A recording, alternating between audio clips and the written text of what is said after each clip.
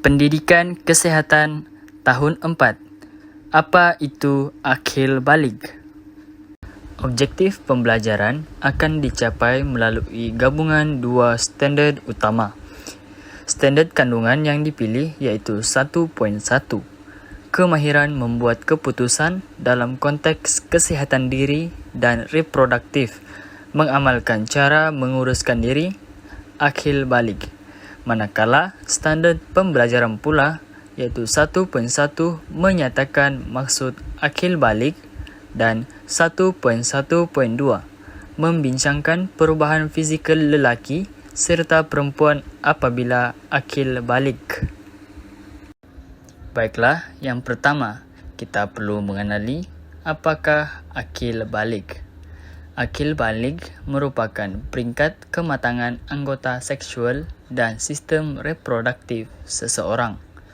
Tanda akil balik bagi lelaki ialah ihtilam, manakala perempuan ialah menarche. Apabila seseorang mencapai akil balik, beberapa perubahan fizikal akan berlaku pada dirinya. Seseorang lelaki ataupun remaja lelaki biasanya akan mencapai tahap akil balik sekitar umur 9 hingga 16 tahun.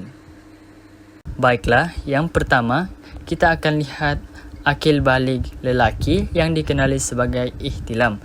Antara perubahan fizikal yang berlaku kepada seseorang individu lelaki apabila mencapai akil balik yang pertama, iaitu mengalami perubahan bau badan. Kedua, tumbuh misai dan bulu dada. Yang ketiga, halkum jelas kelihatan dan bersuara garau. Hal ini bermaksud jika seseorang itu mencapai tahap akil balik bagi seseorang lelaki, suaranya akan berubah daripada nyaring akan menjadi garau akibat pertumbuhan halkum yang jelas kelihatan. Yang keempat, dada membidang. Hal ini menunjukkan seseorang lelaki itu akan dianggap sebagai akil balik jika dadanya sudah mula membidang. Yang kelima, zakar membesar. Yang keenam, tumbuh bulu ketiak dan pubis. Dan yang ketujuh, otot tangan dan kaki membesar. Jika seseorang lelaki itu sudah dianggap akil balik, kita akan dapat lihat perubahan otot tangan dan kaki akan mempunyai perbezaan yang sungguh ketara daripada peringkat bayi sehingga mencapai tahap akil balik. Baiklah, yang kedua kita akan lihat akil balik bagi perempuan atau dikenali sebagai menarche. Antara perubahan fizikal yang berlaku kepada seseorang individu perempuan mencapai tahap akil balik yang pertama, iaitu jerawat mungkin tumbuh di muka.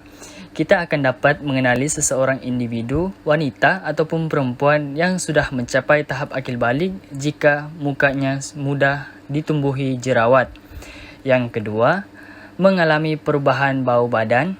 Yang ketiga, bersuara lunak. Yang keempat, payudara membesar. Hal ini kita akan dapat lihat kepada seseorang individu perempuan yang sudah mencapai tahap akil balik apabila buah dadanya jelas kelihatan. Yang kelima, punggung makin melebar. Yang keenam, tumbuh bulu di ketiak dan pubis. Dan yang ketujuh, otot tangan dan kaki membesar.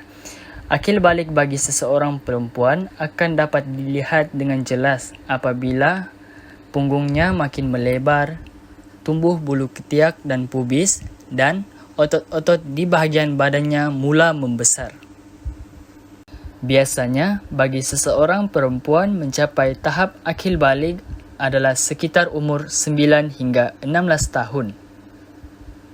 Berikut merupakan kuis hasil pembelajaran kita pada hari ini, iaitu tajuk akil balik. Sekian saja pembelajaran kita pada hari ini. Terima kasih semua.